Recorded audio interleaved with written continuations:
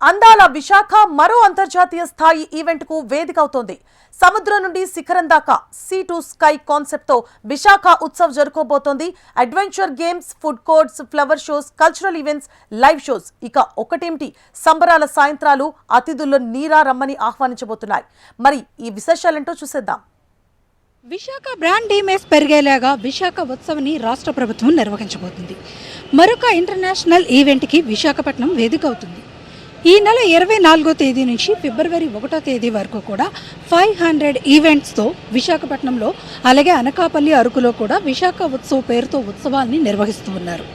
మరి ఈ ఉత్సవాలు ఇక్కడ విశాఖపట్నం బ్రాండ్ ఇమేజ్ని పెంచడంతో పాటు లోకల్గా ఉన్న టూరిజం, హాస్పిటాలిటీ వీటిలన్నిటి మీద కూడా ఫోకస్ చేస్తుంది రాష్ట్ర ప్రభుత్వం. ఆ విధంగా టూరిజం ఆదాయాన్ని పెంచుకోవడంతో పాటు ఇక్కడ ఉపాధి కల్పన కూడా చేయాలన్నది ప్రభుత్వ లక్ష్యం.